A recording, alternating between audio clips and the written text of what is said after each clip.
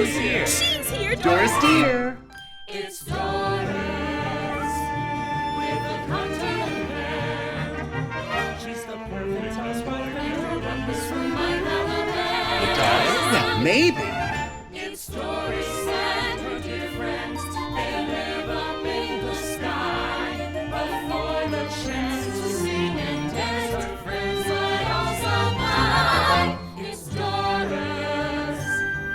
It's Doris Dear. She's that girl on the street. She'll show up with a speech. You'll adore when she knocks on your door. Press her on. It's Doris Dear's Girl Talk. Hi, dears. Welcome back to our final episode of Season 2 of Doris Dear's Girl Talk.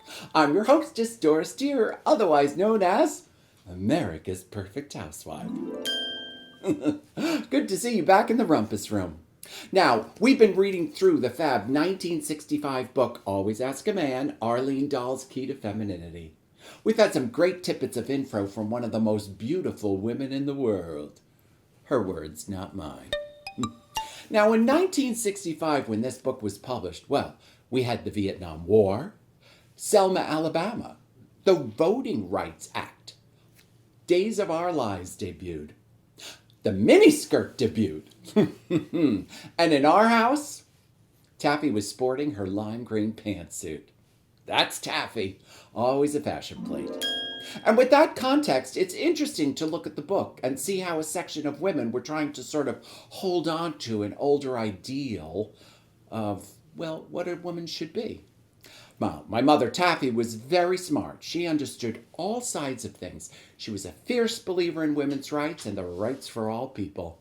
And she used many of those old ideas to get new ideas in place.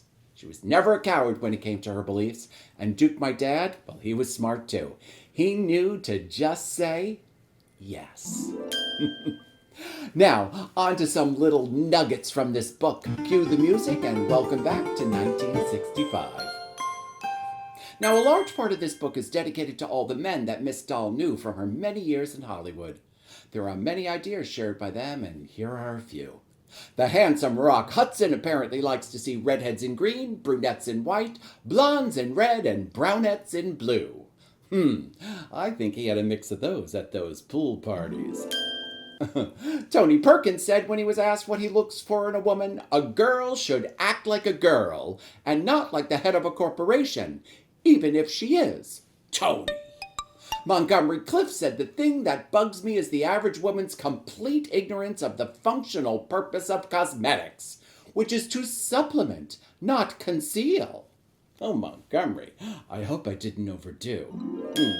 Noel Coward said that some surprising basic ideas about feminine charm. When Arlene asked him for his advice on how women could enhance their appeal, he answered quickly, "Soap and water's quite good for a starter." No, always good with a quick quip. Now, Cary Grant can't bear to hear a woman baby talk. Well, it seems Arlene hung out with a certain type of man. Good for you, Arlene. Well, that ends our series of delving into this Marby book, a must-have to look into different time. Let's never forget where we came from. Thanks for hanging out with me and going back to 1965 with Doris Dear and Arlene Dahl. And don't forget, you can find all these stories on my website at www.dorisdear.com/Gurl, Gurl-talk, all one word. Whew. Oh, who's that?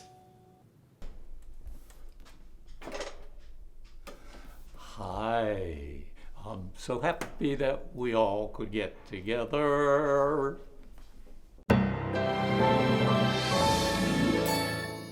Okay, masks off. Off! We are safe. We are COVID safe. You're vaccinated. Yeah, absolutely. Just 2 days ago, I had the second shot. Yep, we're all vaccinated, thank God, right? What a little bit of relief. A whole lot of stress just went away after I got that second shot.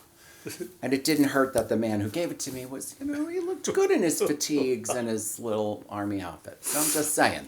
This is the first get-together I've had in 6 months. Well, I think we should cheers. Cheers. I've made a little drink. Now, you're drinking a little homemade limeade, because I know it's a little early in the day for some of us. Not me, though. This is a Cary Grant. We're saluting old Hollywood stars through alcohol this season. And this is a Cary Grant. So cheers, my darling. Thank you, Grover Cary. Dale, Doris. welcome to Doris Dear Cary Talk on the Rumpus Room. Oh, that's good. That is good. Fresh lime juice, fresh simple syrup. Yes. So welcome to the Rumpus Room, my darling. Well, thank you. It's great to be here. Look at this. Yes, I know. Here in an artist building. This is an artist building, by the way. Really? Yes, it's all artists. Broadway singers, dancers, choreographers, musicians, models. It's an artist building. Is it a rental building or? It is a rental building, yeah. And we, once you're in for life, honey. So Right, once you can get in. once you can get in, yeah. So it's an amazing group of people. We have rehearsal rooms, although they've been closed since COVID. But it's a really great group of creatives. It's nice being around. You know what it's like being around creatives. Yeah. Speaking of that, let's talk a little about you. So I'm going to go through a little. Born in Harrisburg, Pennsylvania. Yes? Yeah, in McKeesport. Okay. Oh, born in Harrisburg, yeah. Born in Harrisburg. Yeah. Your first professional job, 1953. You were 18 years old at the Pittsburgh Civic Light Opera. Exactly. How about that? And did you Whoa. know, so tell me, you've had quite a long, amazing career, which we will get into, but did you know early on, like, this was it? This was my lane. I want to do this. Well, yeah, I mean, it's like that. It was like the beginning of my exit out of a dirt road, out of a shack on a dirt road to get my butt to Broadway, baby. Okay. Well, and so speaking of that, your Broadway stage debut, it was in 1955 in the musical The Amazing Adele. Yes. Is that correct? Yeah. Yes. The Amazing. I don't know this show. I tried to look it up. I couldn't find anything about it. Tammy Grimes, she was 19 years old. She played Adele.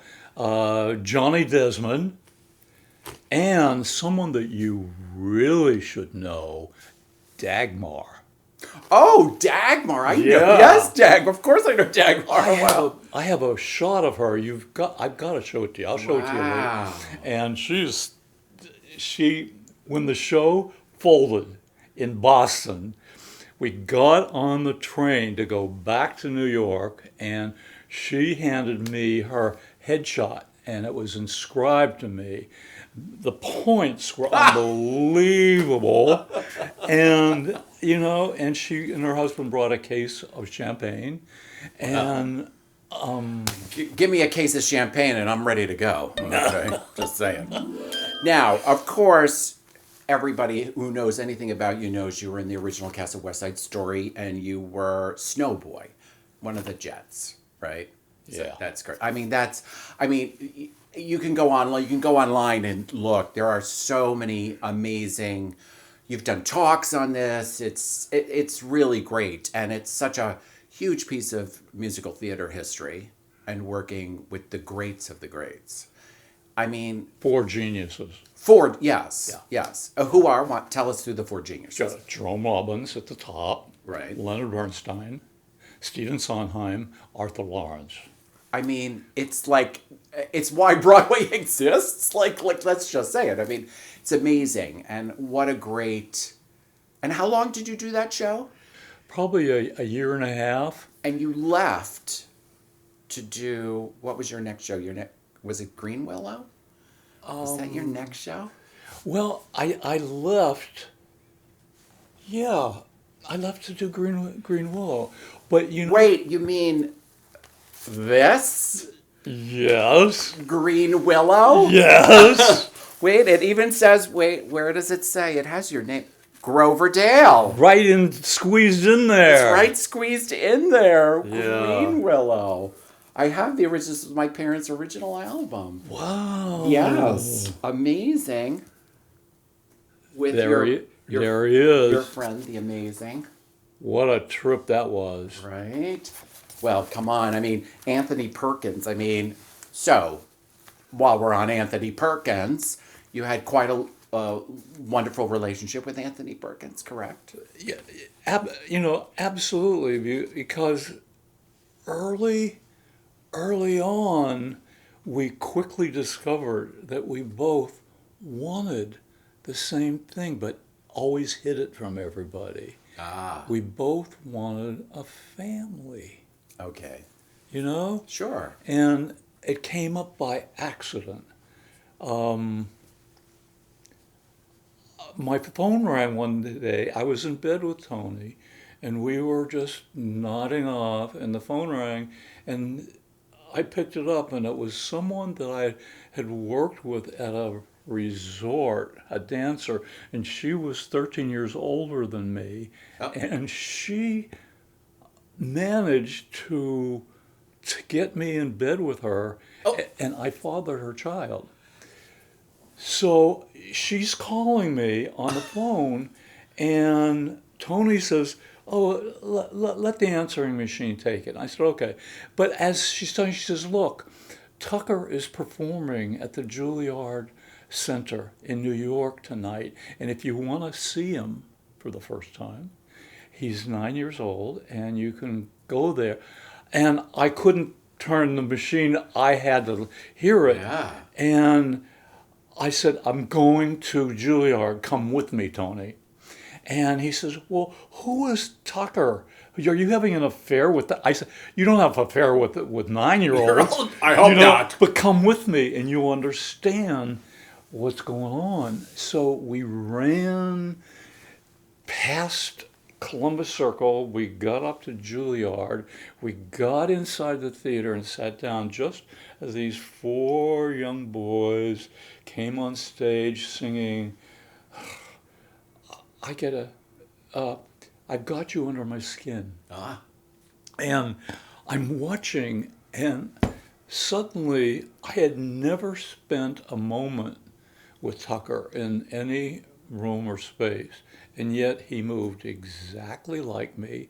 He made his head twist exactly like mine. He bowed, and I'm in shock. And I said, "Tony, how does that happen?" He said, "It's genetics." He said, it's inherited."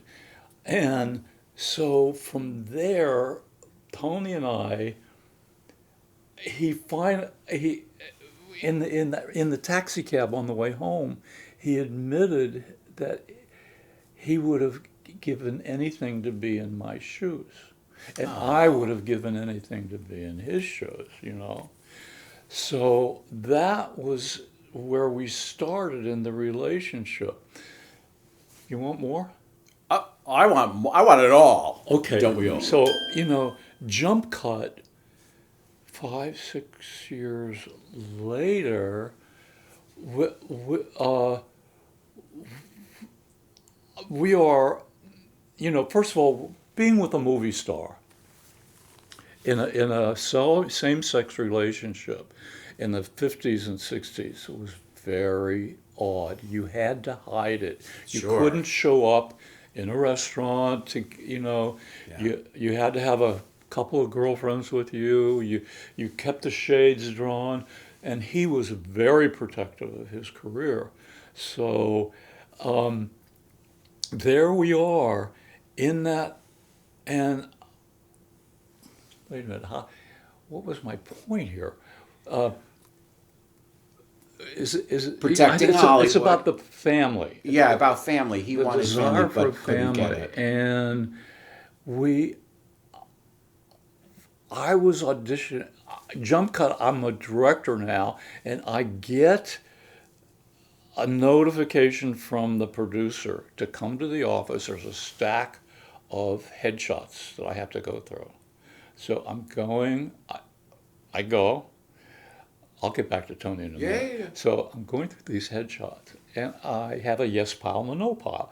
So I look at the headshot, look at the resume. Okay, that goes on the yes pile. And I pick up another one. I went, I couldn't believe it. There was a woman with a white plastic mask on her face, bent over in a back bend. And I thought, what What is that? who would do that? That's going in the... My curiosity got the best of me, and I said, I've got to meet the person who would send in a photograph like this. So a week later, I'm in the office.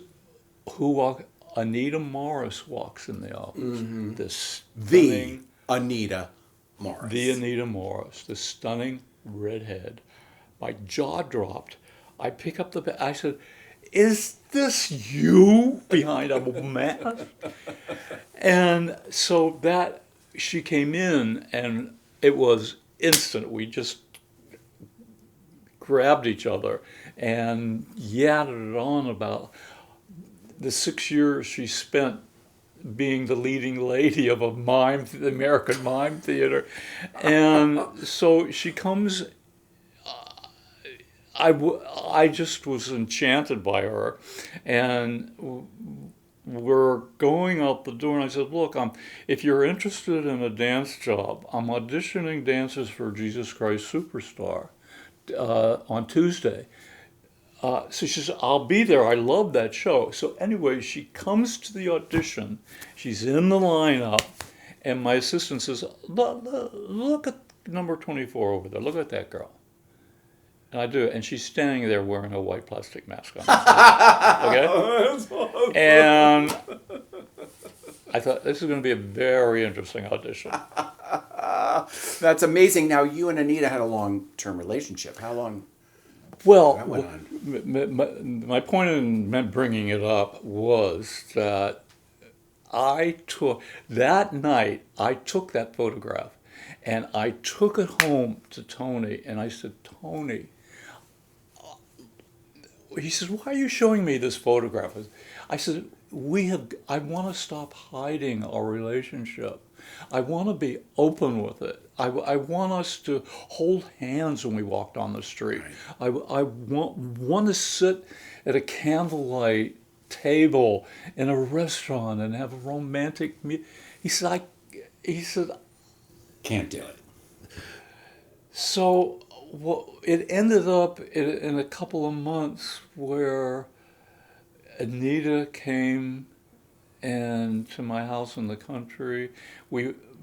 Tony and I were meeting with Mildred Newman, a psychologist, and I said, Tony, do you mind if I take Anita to the country for a weekend? He said, no, please go ahead. So that stirred the pot, okay?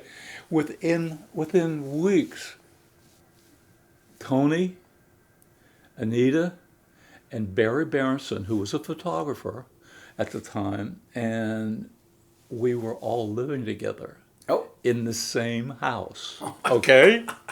And awesome. Anita and I lived down in the garden apartment. Tony and Barry lived in the upper duplex. And we were these four people, and all of our friends thought we were crazy, that we were being brainwashed into these relationships. And I married Anita first. Within 3 weeks, Tony and Barry were married. And that's amazing. It was such a different time. I mean, it was such a different time. There was it was illegal. Your neighbors could call the police. You're right. Your neighbors could call the police on you, and they would come, and you could get arrested. I mean, it was so different. I mean, the kids today, they're so lucky. I mean, there's still a lot of problems in the world, but they have so much more opportunity to be with and show their affection and love for another person, no matter who that person is. Whether it's a gay relationship, straight, trans, whatever, it doesn't matter. They just have the freedom that, I'm 62. I grew up even while it was still illegal, but I also grew up with a family who were like, you go. I told them I was gay. They asked to pass the potatoes and the gravy. Come on, kidding. It was always about the food. Should we mention sex? Sex or six? Sex. Well, we can. You can cut it out if you want. Well, what do you want to talk about sex? Well, it's not wanting to. It's you brought up some political issues, and I mean there are people out there that can't relate to what we're talking about, or maybe Yeah. they relate and they're worried. How would they handle it? And on behalf of them, why don't why don't I mention the sex that occurred? Okay. Are you ready? I'm ready. I'm trying to remember it. Well, I think that says it all right there. Then I don't know. Well, first of all, you know what both of them are like. They're both two gorgeous people. Yeah. And I was blessed with long relationships. And I remember being in the country and the phone ringing at midnight, and I run down the stairs and it's Tony on the phone. And he says, I have to tell you, Grover, Barry and I just did it. Oh. And he said, I wanted to share it with you, so that That's a connection. That's a very deep connection. That's a very personal, and also a new experience like that for someone who's been in a same-sex relationship. There's a whole lot you could unpack there, but I mean, that's a very personal thing, and I mean, that shows the kind of relationship you guys had. well, that's love. Oh. He- Yeah, absolutely. that he needed to share that with me, and I felt the same way. And Anita was sitting next to me, and so it was all open, so that the marriages were just a natural step. And did you ever feel judged by the people around you? Like when they saw what was happening in there? Did you feel that, like you said, some people thought you were crazy, okay, but did you really feel like, especially within the industry, I think the industry can be it's getting better. I work very hard with my union to pass laws and rules that protect us as actors, but as artists, especially back then, it was did you ever feel that you didn't get a job because they knew too much about you or things like that? Did it ever affect that part of your professional? I'm sure in a way it did, but in a way I rolled with the punches because my grandmother taught me. My grandmother showed me that when I was 5 years old, that the cracks in the road are just miracles in disguise. And that it's like the moment that the photograph was on its way to the nopal and I stopped it. Right. I stopped it because that moment, that altered my life. Right. And I allowed myself to have that. Right. I mean, I had a similar experience. My parents are Taffy and Duke. That was their names. It writes itself sometimes. But they could have cared less in 1976 when I told them that I was gay. They could have cared less. They just didn't care. Again, they said, pass the potatoes. That's my dad's reaction. And then my dad said, what, are you happy? I said, well, yeah, I'm gay. He's like, okay. And that was it. And they just wanted me to be happy and support me. And my mother said to me once, if we can accept you and not have a problem, then the world should. They have no right to. And there you go. And you have to be your authentic self, right? You have to be your authentic You're self. being your authentic self right now. Oh, yeah. You know, it suits you. Oh, I thank you. And your dad helped you arrive at that. Absolutely. You're not defying. I do enough defying in my life on the street. But I mean, my parents, I always say that my family had the deepest. I am who I am inside my soul and heart because of my family. Obviously, I have friends who have been a huge part of my life and my partner, but my family. You're so lucky. I'm very lucky. So I always think at this point in my life, it's my turn to make it easier for the people right now who maybe don't have that. Like, if whatever we can do to make it a little easier for them. Like, especially I work with the union and the arts to protect them so they don't have to deal with the kind of stuff we've had to deal with in our careers, and to be fair and give them a better chance so they don't have to turn around about that. So now I want to talk about your movies, because you had quite a great little movie career I loved. I mean, your film debut, The Unsinkable Molly Brown, you played Debbie Reynolds' brother. We have a clip of that dance number that you do. It is phenomenal. It is so great, and I love when you said that your son had that same head bit that you, like, it's all over that dance. You do that thing. I love watching you. You also do it in the Sixpence movie. Like, when you're dancing, it's so you. I want to know about the Red Sox. I know there's a story there. I know that's you. Well, the day we got together to rehearse that with the whole company, Peter Gennaro rehearsed Gus and I and Debbie's stand-in for weeks, and we had the number put together. The day that happened was a very important day for the country. We were in the middle of the routine, and suddenly the producers arrive on the set with a radio, and they stopped the rehearsal. They said, "We've got to turn on the radio. You got to hear something." And it was JFK's day he was assassinated. Oh. So there was this moment of, here we are, we're singing "He's My Friend," and suddenly we're being told that someone that we respect and love and look up to has been taken away from us. And Debbie's little child, Carrie Fisher, was over in the corner while this is going on, doing her version of "He's My Friend, and stay my friend," and we have this child's voice going in our ear, and we're listening to this, and that day we were sent home, and we were told to stick with family and take care of ourselves, and we would be back in a week. Well, something with that, when we got back together, there was something really important about that dance to us. Yeah. So we did the dance. We got on the set, and I showed up because the wardrobe department didn't have any socks for me.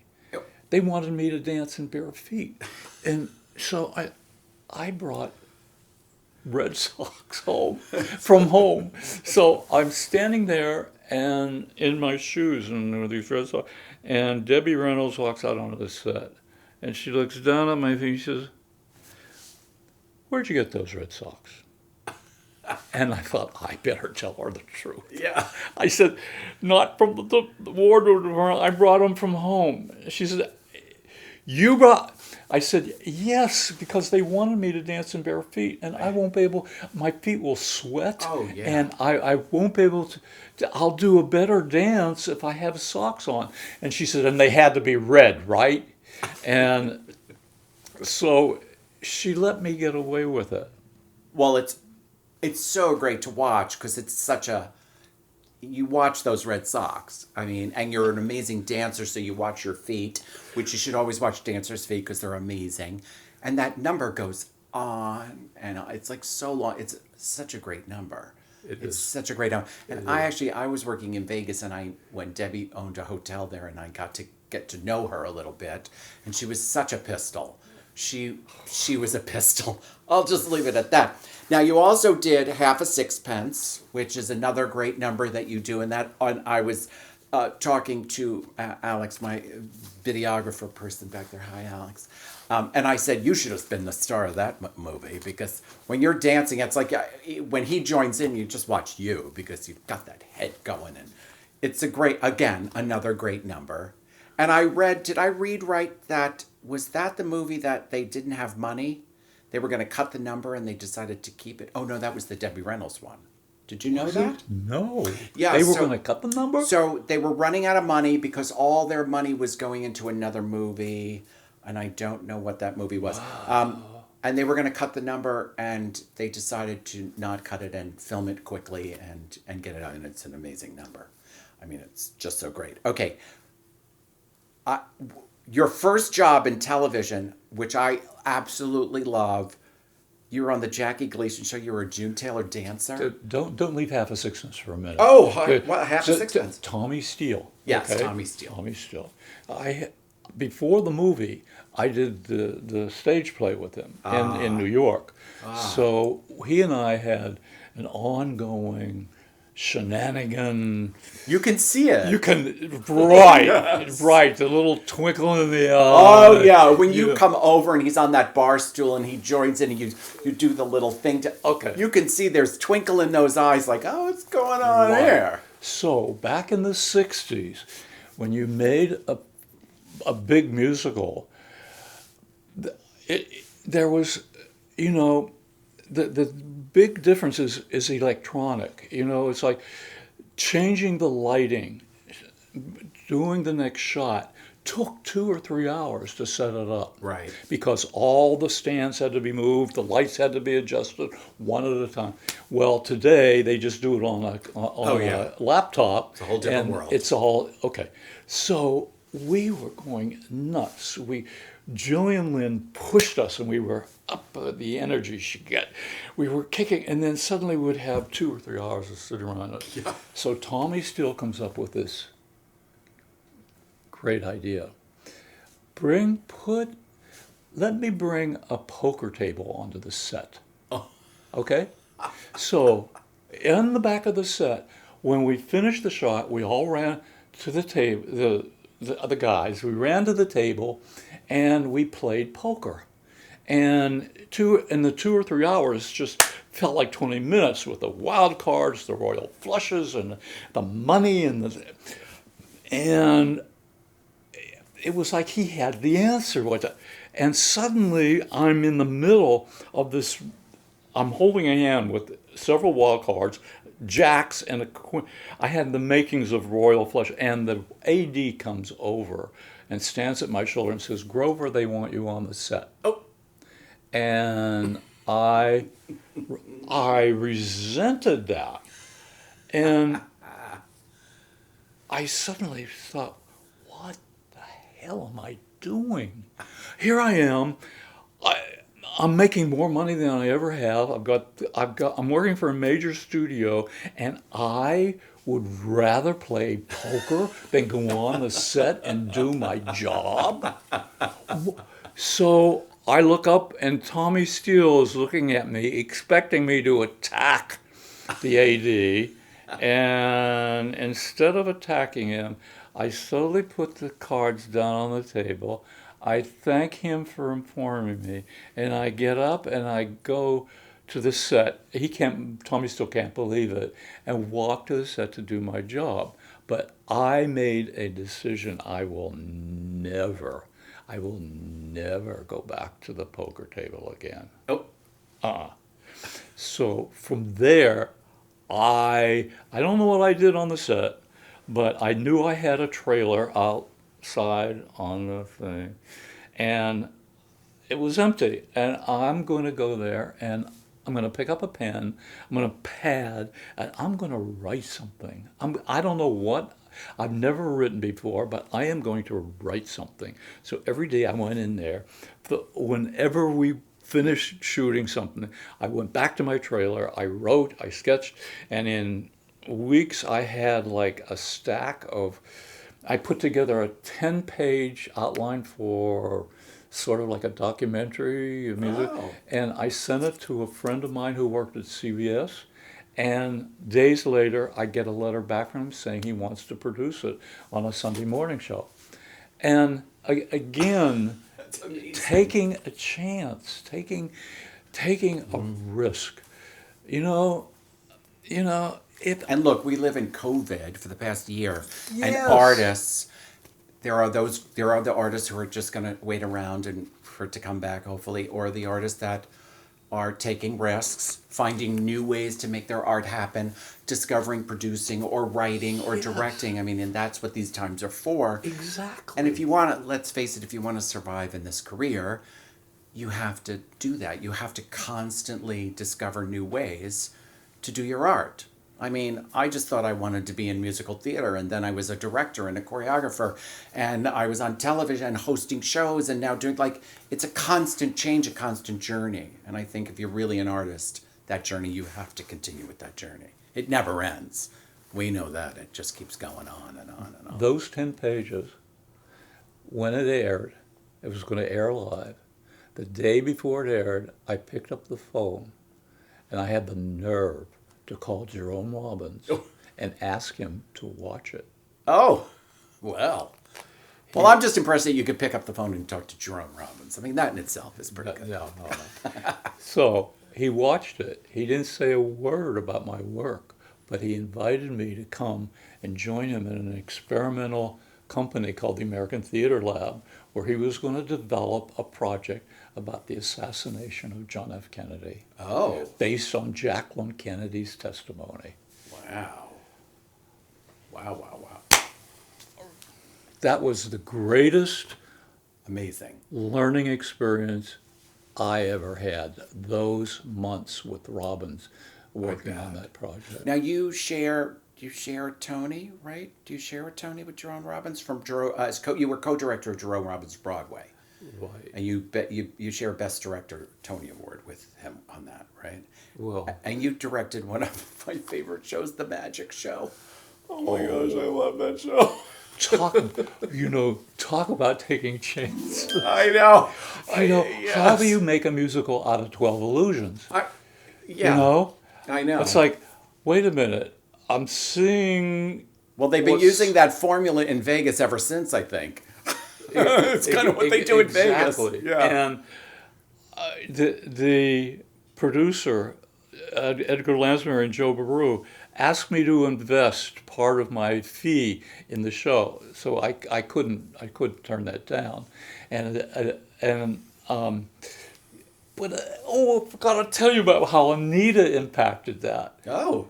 She, I had done Seesaw and had done Rachel Lily Rosenblum. I doctored 3 musicals in 1 year, and it was a year of nothing took off, and Edgar Lansbury called me to ask me to go to Toronto to look at Doug Henning's 12 Illusions to see if I could make a musical out of it.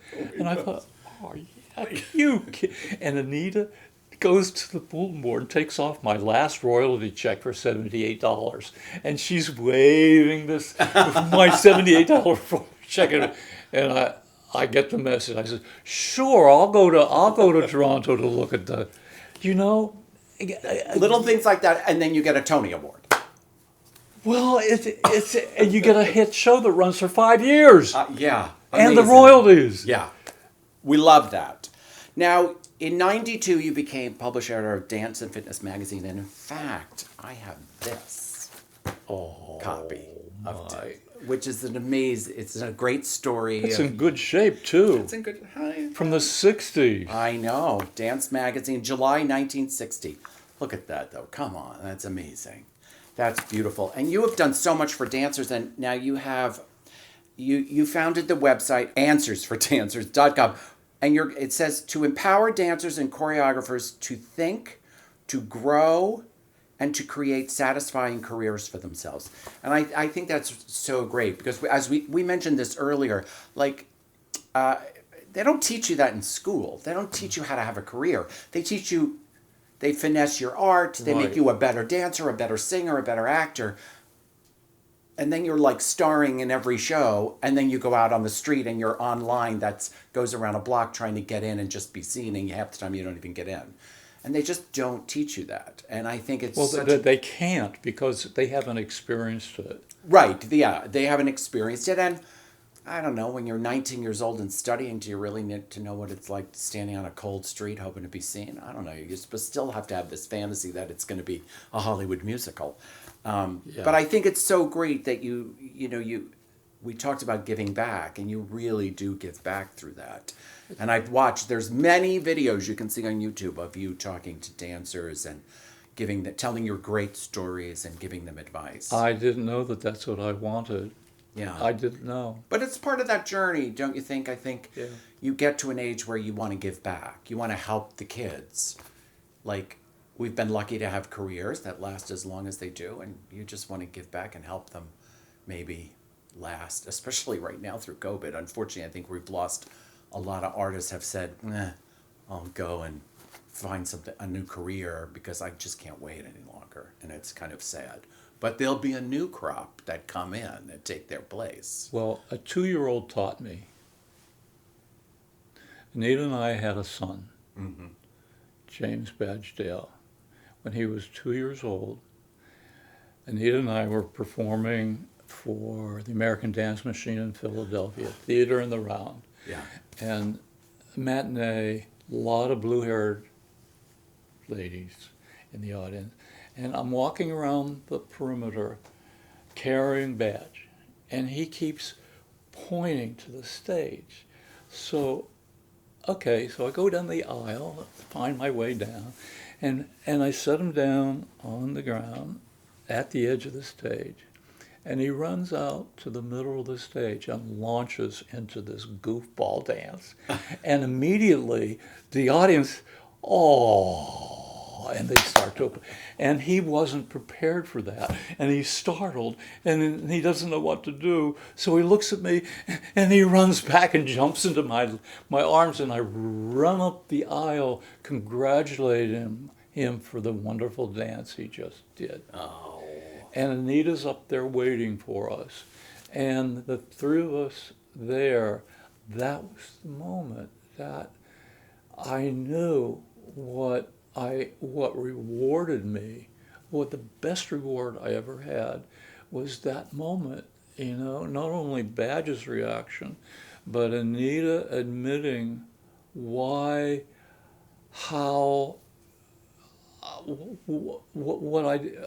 she loved me, because of what just happened. That's amazing. And that was only the three of us, but it cemented. It led me to Dance and Fitness magazine. It led me to Answers for Dancers, and it led me here today with you. And I think that's a great note to finish on. I want to thank you for coming to the Rumpus, so I think we should cheers that thought. Right. I'm so happy to have you here. Thank you. It's great to be with you. Oh, cheers. Cheers.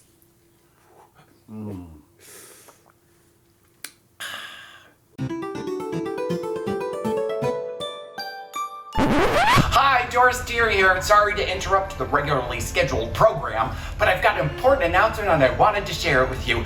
Coming up in June, I've got a live concert pay-per-view coming up here on Broadway on Demand, live from the Triad Theater in New York City. So check back here for information and tickets, or go to my website at dorisdear.com and look at my calendar. It's all there. I can't wait to do this show for you. It's full of singing and everything. It's just great.